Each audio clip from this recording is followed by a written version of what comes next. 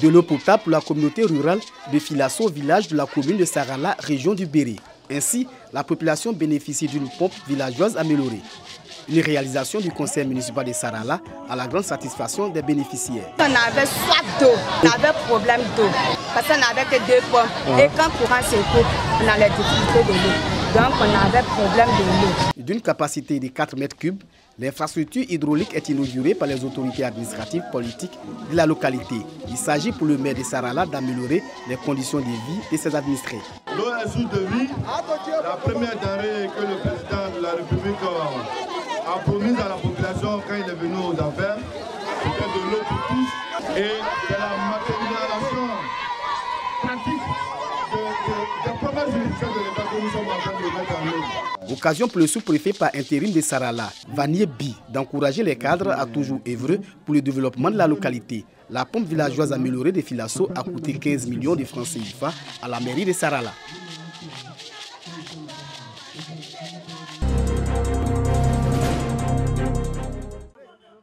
Des camions de ramassage d'ordures pris d'assaut, pressés que sont les ménages de Toumoudi de se débarrasser de plusieurs semaines de déchets. On avait une voiture de chaud ramassage qui venait ramasser. Il fut un temps, ils nous ont rien dit, les ordures ont rempli toute la cour. À tel enseigne qu'il y a des asticots dedans. Nous, on est très loin de la poubelle, la raison pour laquelle on a du mal à verser vite les saletés. Le mot est lâché par les populations et entériné par la mairie. Pas ordinaire l'enlèvement des déchets domestiques. Conséquence, foisonnement des dépôts sauvages d'ordures, nonobstant les risques de maladies. On avait le choix, puisqu'on n'a pas un lieu fixe. Donc, comme on est venu trouver les ordures, nous aussi on continue de verser là.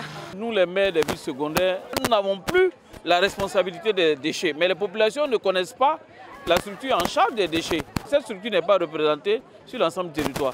Pour autant, la mairie de Toumoudi peut célébrer la semaine nationale de la salubrité. À la clé, cette caravane qui lance le nouveau mode de gestion des ordures de la commune. À l'esplanade de la sous-préfecture, théâtre de la cérémonie, comme dans les quartiers de la ville, le maire sensibilise sur le rôle des acteurs. Ménages, précollecteurs, ONG et opérateurs privés du secteur des déchets. De façon concrète, la mairie sort de l'opérationnel pour faire le suivi et la programmation, la coordination.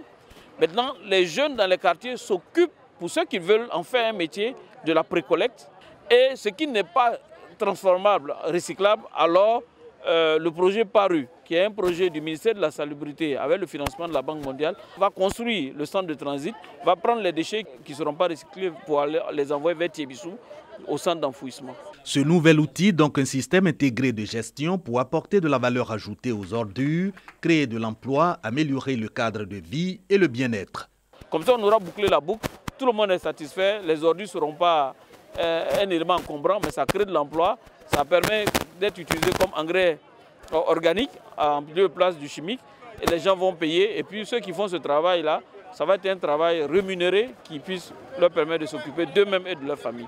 Aussi requis, le tri pour sérier les déchets organiques, plastiques et métalliques dont les comités de quartier ici installés contrôlent l'enlèvement. En projet, le centre de transit de Toumoudi et le centre de traitement des déchets de Tiébissou, tous deux prévus au PARU, le projet d'assainissement et de résilience urbaine.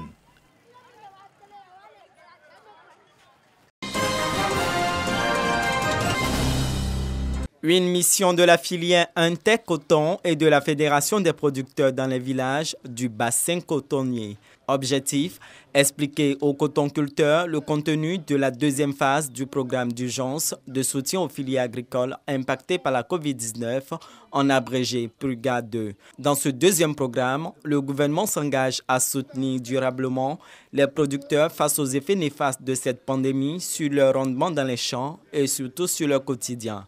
Cet appui d'un montant de 4 milliards de francs CFA permettra à la filière Intec Coton d'acquérir des intrants et des équipements agricoles pour ses producteurs. Pour les producteurs du Béré, un centre de prestations agricoles verra bientôt le jour à Dianra, dans le département de Mankono. L'appui de l'État concerne aussi l'entretien et la réhabilitation des pistes du bassin cotonnier afin de faciliter l'écoulement des produits vers les usines.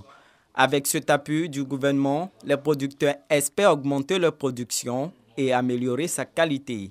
Les producteurs sont contents pour toutes ces 3 années qu'il est en train de subventionner le coton pour eux. pour la subvention de l'engrais qui était vraiment montée et qui a permis aux producteurs d'avoir l'engrais à moindre coût.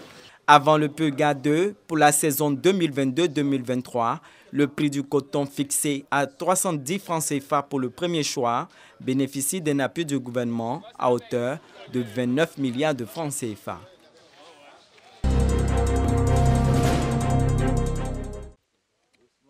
Sur ce tronc d'EVA, une jeune fille en pleine démonstration du processus de la saignée. Dans ce secteur d'activité où l'on voit rarement des femmes, cette jeune fille ayant arrêté les cours en classe de 3e faute de moyens, veut se faire une place pour assurer son indépendance économique. Je voudrais me faire de l'argent aussi, parce que tout le monde se fait de l'argent. Moi, je ne veux pas aller me promener pour que le garçon vienne me donner l'argent. Il n'aime pas me faire maquiller pour aller chercher de l'argent au dehors. Je préfère travailler dans mon champ ou dans la ferme de mon papa pour avoir de l'argent. Comme elle, ces jeunes gens ont aussi décidé de faire de ce métier des seigneurs d'EVA leur gagne-pain pour s'éloigner des loisivetés et des vices. Grâce à ce métier-là, je peux faire beaucoup de choses. Parce que quand tu fais ce métier, étant un bon seigneur et quand tu as un bon champ, à la fin du mois, tu as beaucoup d'argent.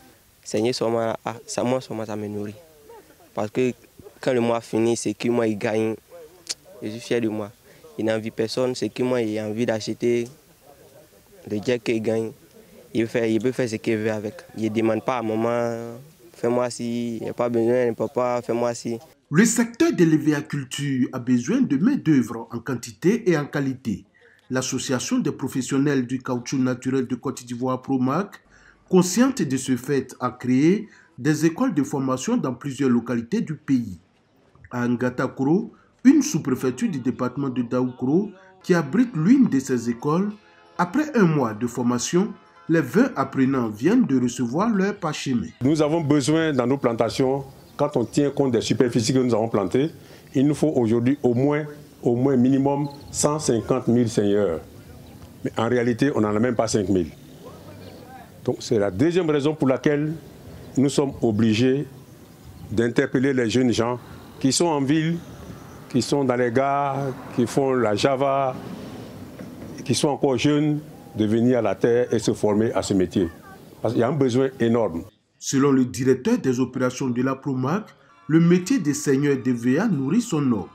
Le seigneur peut gagner entre 100 000 et 300 000 francs CFA par mois. La vulgarisation de ce métier peut contribuer à résoudre le problème de chômage des jeunes en Côte d'Ivoire. Pour cette première session de l'année 2022, 500 personnes ont été formées dans 25 écoles créées. L'objectif est de former 2000 apprenants jusqu'à la fin de cette campagne. Déjà à ce jour, ce sont 3500 seigneurs qui ont été formés et qui exercent sur l'ensemble du territoire national. Il faut rappeler que la Côte d'Ivoire est le 4e producteur mondial et le premier producteur africain d'EVA avec plus d'1 200 000 tonnes de caoutchouc naturel produits par an.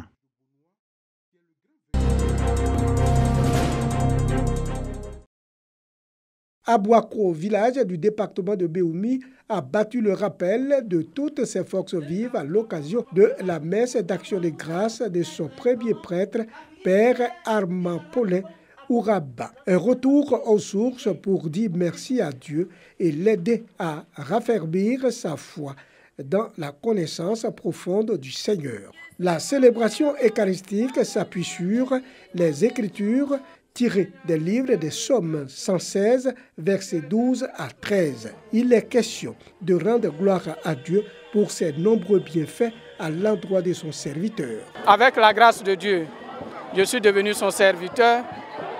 Quoi de plus normal que je vienne rendre grâce à Dieu dans le village. Avec l'intervention de la Vierge Marie, je suis arrivé jusqu'au bout. Le président de la cérémonie religieuse exhorte les populations d'Abouakro à emprunter la voie du Seigneur pour son essor. Aujourd'hui, venir célébrer les 6 ans d'un prêtre, fils de ce village, me conforte encore dans ma foi. Le représentant du parc invite le peuple congolais à la paix et à la cohésion sociale. Beaucoup de bonnes prières pour la Côte d'Ivoire, pour notre président de la République, son Excellence Alassane Ouattara, et pour tous les fils et filles de Béoumi. Bénédiction, chants, danse et dons à la gloire de Dieu ont constitué les temps forts de cette cérémonie.